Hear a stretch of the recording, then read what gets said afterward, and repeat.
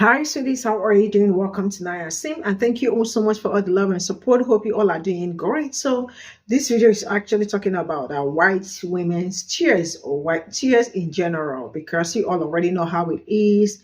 I mean, like their tears moves mountain. And the first speaker was like, white women, own your voices. Instead of using your voices to do some certain things, own it and use it for something good. If you look at Black history from beginning to end, you definitely will see that white women played a great part in some certain things with their tears. I am sure you understand what I am saying. Their tears are great weapons that they can be used to probably send you, probably make you the richest person or the poorest person. I hope you understand where I am going at this point, right? So all these are documented. I have also seen some of them that have they know actually they have a great voice, sort of like they have power in their voices, and people also listen to them when they speak. But I've seen for a longer time, I rarely see them speak on important issues, especially when it got to do with people that look like me, right?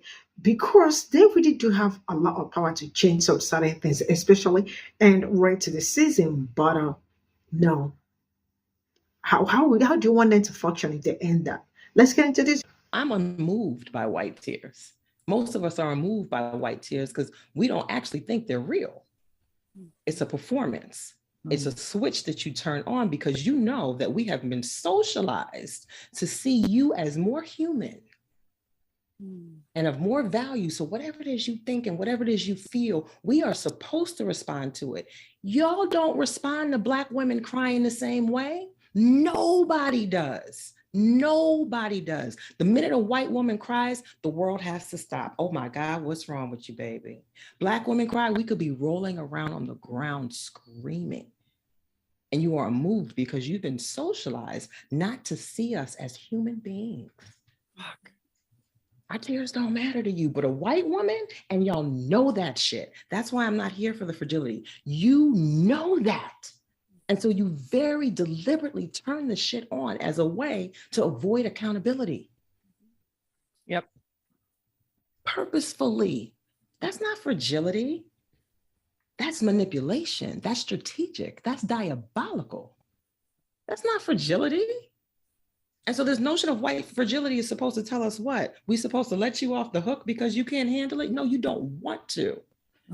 And every time we hold your feet to the fire, all of a sudden, oh my God, I'm so sorry. I didn't know. You didn't have to know. And now that I'm trying to make you know, you want to cry so we can end the conversation.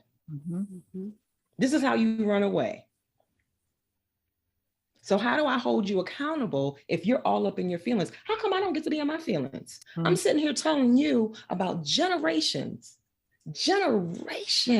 of your people, your ancestors killing mine. How come I don't get to turn tears on and move you? Sounds like I should be the one crying, no? Sounds like those tears should be mine. Sounds like the fragility might be mine, but no, I gotta be strong. Look at me. I got to sit here and this is the thing that really pisses me off. In your tears, you now expect me to hold your hand and rub your back and make you feel better because you're crying. Again, you're centered. Your experiences are more important than mine. I agree with her video. When Black women cry, y'all don't see their tears, but the accountability the Black women got to take is their fault.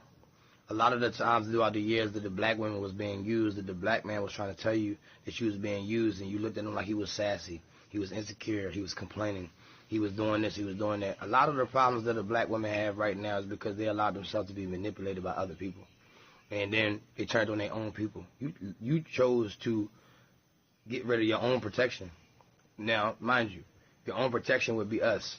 Throughout the years, if we not sit here and act like we don't understand that we have problems amongst the women and the men, but we're not going to act like that the government ain't and the slave masters ain't used the women against us, and a lot of them went with the trick, and why a lot of them didn't go with it. But the truth of the matter is, the ones that didn't go with it is going to suffer the most because there's a bunch of women out here that's willing to this willingness to sit there and compromise with the slave masters and the colonizers just so we all suffer and they all gain something. And that's the whole thing about the house Negro and the field Negro, where they did experiments to see who was the weakest and who was the strongest, and they pit the weakest against the strongest. And right now, what's going on is a lot of the weaker women and weaker men have the power. That's what's going on. You know what I'm saying? Let's be honest. When it's time for black women to speak, they always give us a black woman that doesn't represent all of the black women. When it's time for the black women to step up and say certain things, they always give us a black woman that hate their own brethren, their own men. We don't never get a form of a black woman like a Felicia Rashad, a woman that's family oriented, a woman that love kids, that love the men. We don't never get that type of woman. We always get a woman that hate men. You know what I'm saying? Of course, the black woman tears are gonna go unheard when you're bashing the protector. You're bashing the people that should protect you. And then you're worshiping the people that colonized your own ancestors. You're worshiping the people that did your own people dirty. You're worshiping the people and calling the people dumb that's traumatized right now. We are only traumatized because of what they did to us. But you bashing the people and don't even see the end game. So it's like a lot of the things I do agree with. When black women cry, don't nobody hear it because black women tend to turn on everybody else but themselves. See, let's be real here. You know what I'm saying? I love black women, and I'm never going to probably love any other race of woman but black women, but let's be real here. Black women tend to be selfish to other people besides themselves. You know what I'm saying? You don't see a lot of black women get on these apps and tell the truth and be fair. They don't. It's a narrative thing with an image thing with them where they got to look a certain part. They don't got it. They can't unapologetically say the truth. Why? Because they're offended when we talk about your hair. You're offended when we talk about how you talk. You're offended when we talk about your behavior. You justify everything that somebody say about you because you want to be able to give out everything and give out all the rules and make all the laws, but not take no accountability for none of the things that you do, and then justify it. Why? Because you see that in the relationships with women every day.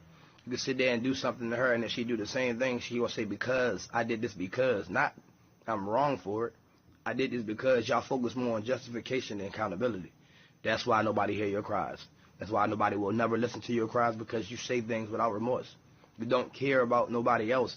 And then y'all listen, I don't know if y'all know this or not, but black women are not the women to mess with, bother with. If you're not ready or prepared to deal with them, you should leave them alone.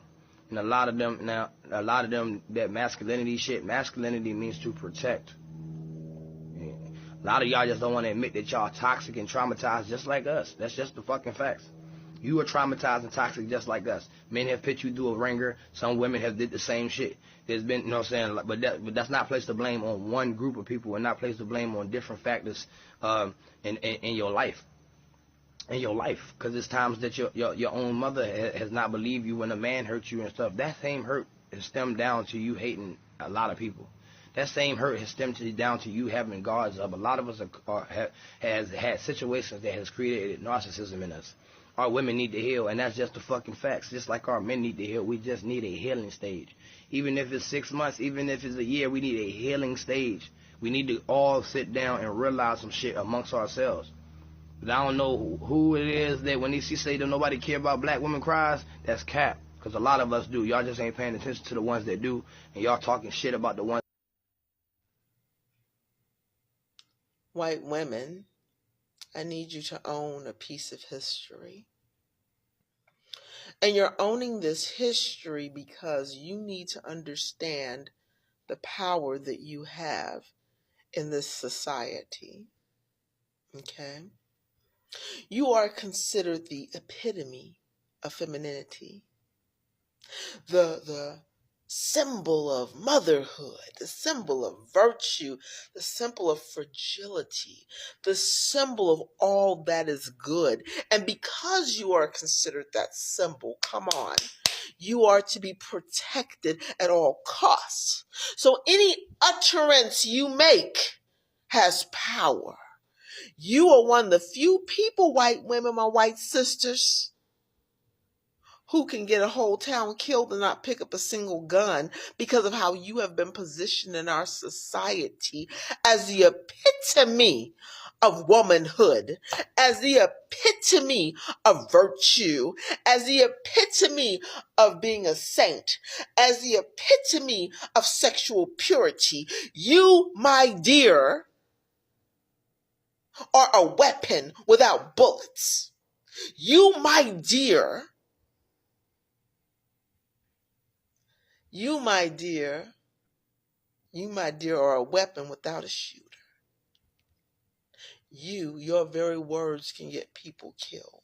And I need you all to understand that, because this is lost on you. I see how when you respond to critics like my beautiful girlfriend, Well-Read Black Girl 2.0, or my other sister, Digital Sister, when they try to speak about femininity, feminism, too often it is lost on you, your power.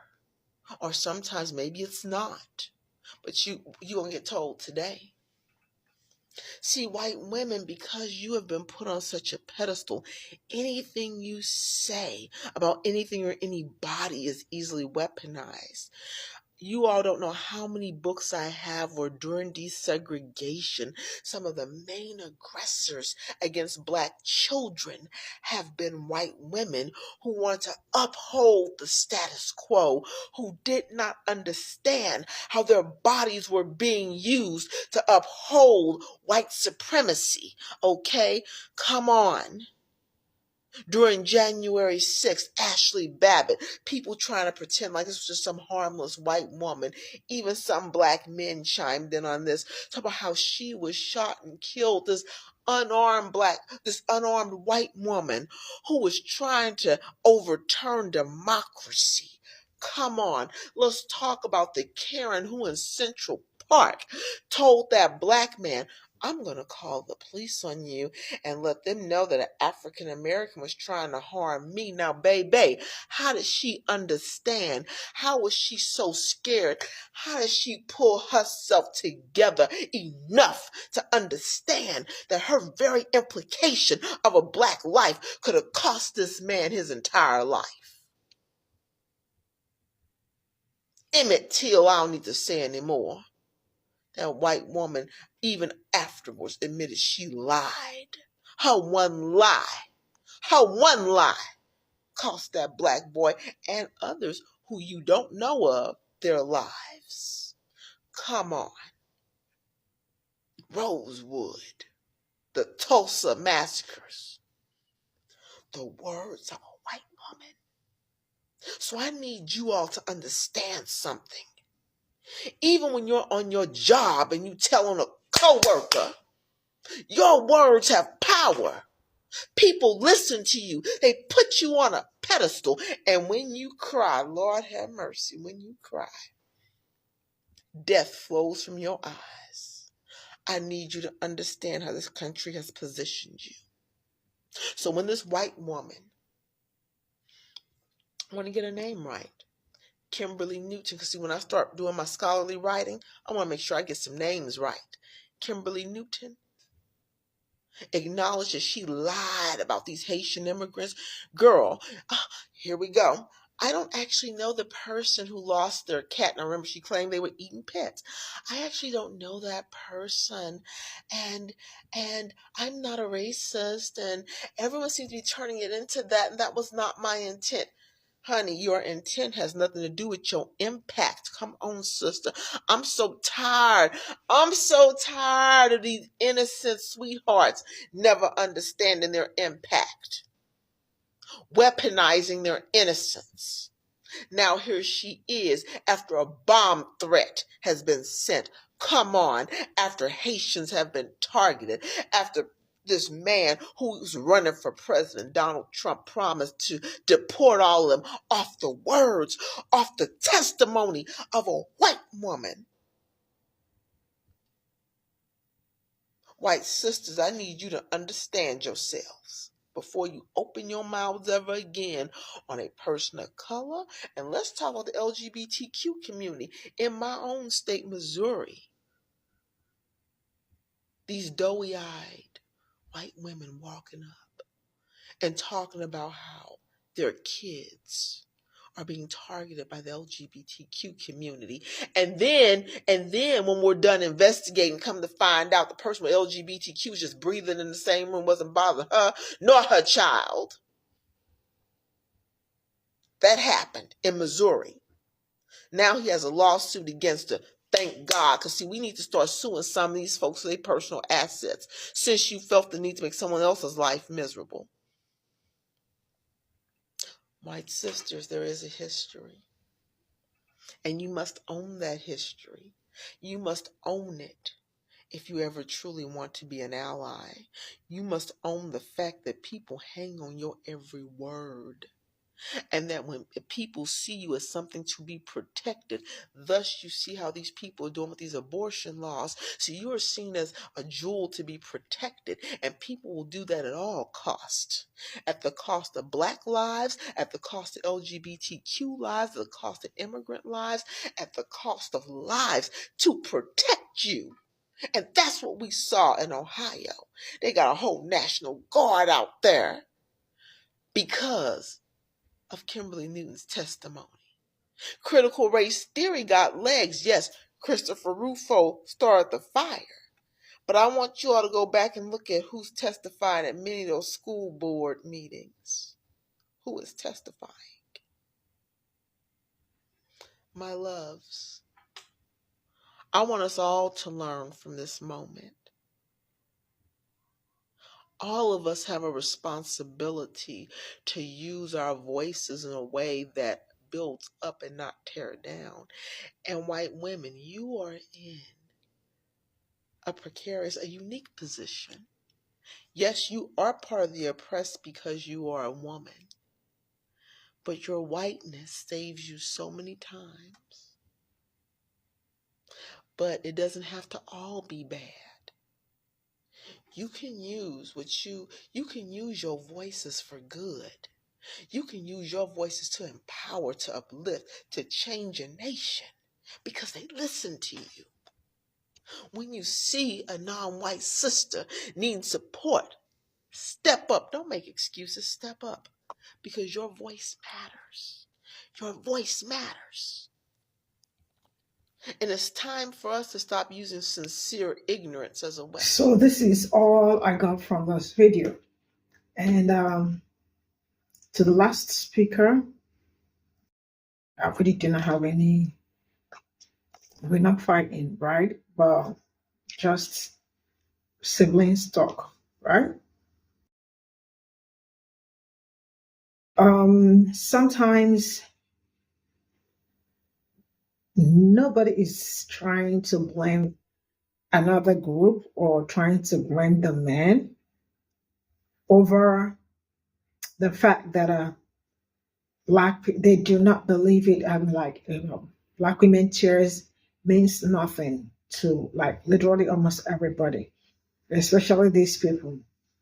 And when I started talking about Black history and all that, I took my time to make research about white tears and the harm it causes to other people, Black people, other people of color, right? And nobody's actually moved by Black tears, Black women's tears, because of so many things. Number one is that they have always assumed that Black people are strong, you know? I mean, nothing hurts them. They are well built. I mean, they are built for strong things, you know? They are also built for pains. They are built for labor. But people that think that somebody do not feel pain must really not be human, because why would I not feel pain when we both are humans, when we both have blood in our system? How come your own pains are different from my pains? You know? So all these that when I look at them, and I am like, man, it has really been a roller coaster for Black people, especially Black women. And the fact that a majority of the tears were documented is just another part that always amazed me, right? Go from the history of, like, go to Black history, you definitely will see the people that did not make it because of white tears. Some are like, we are masculine. Why? Even our own men will not help us. Like, see. And the other one was like, we are not feminine. They are not masculine. We are toxic and traumatized. How are we toxic? How are Black women toxic? I mean, when we talk about having this feminine, what do you people really mean? Like feminine, being a doormat, or I mean, like when somebody talks, you just have to keep quiet because you are trying to be in your feminine energy, right? I mean, I just really do not understand it. Each time people talk about being feminine, man, I really don't understand what they mean because all I know is that I am a young girl that is trying to survive, and other people are young women or young ladies that are also trying to survive.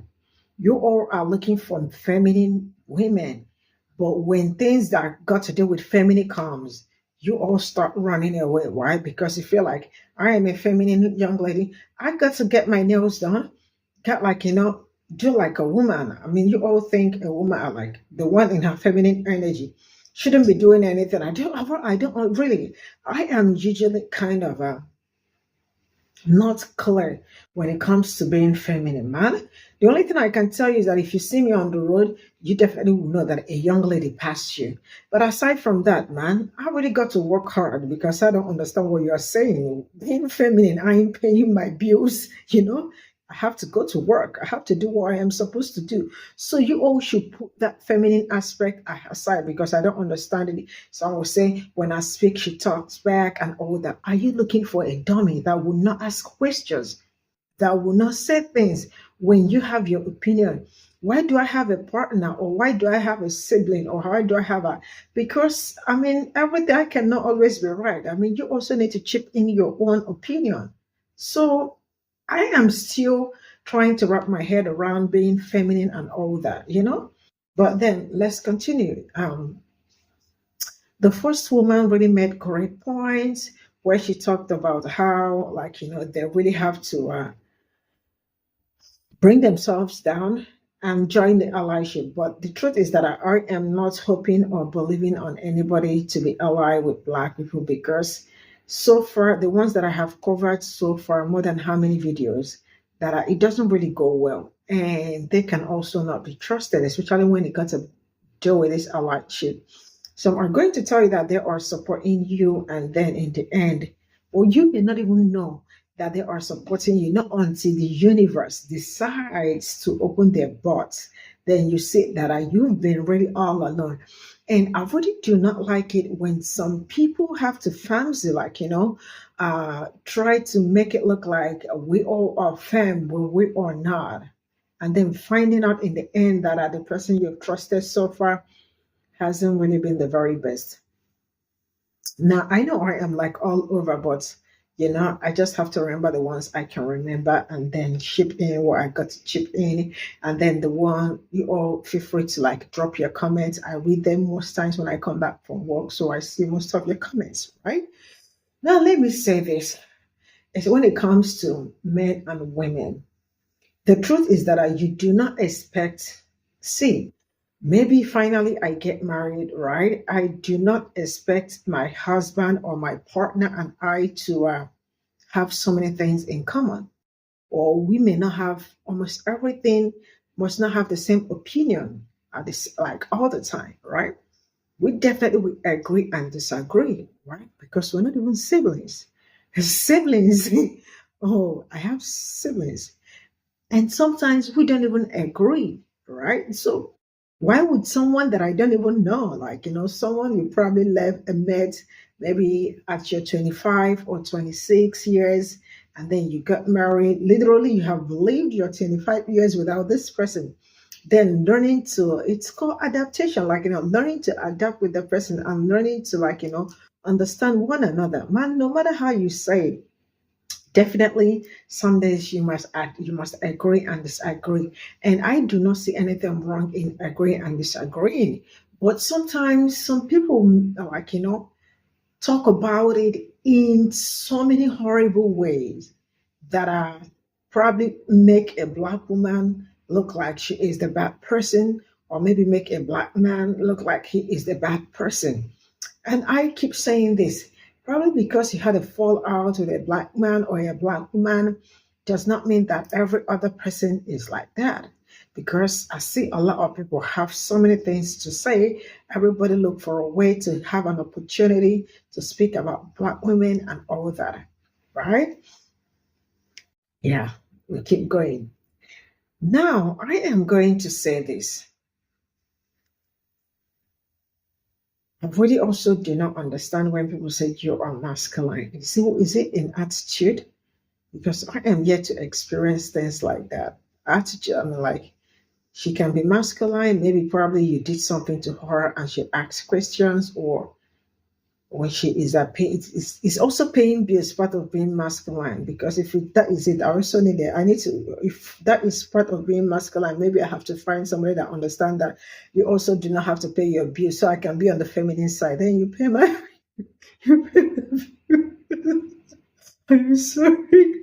I'm sorry, guys, but like each time I hear how you are not being in your feminine energy, how do you want me to? How do you want me to be? How do you want me to be?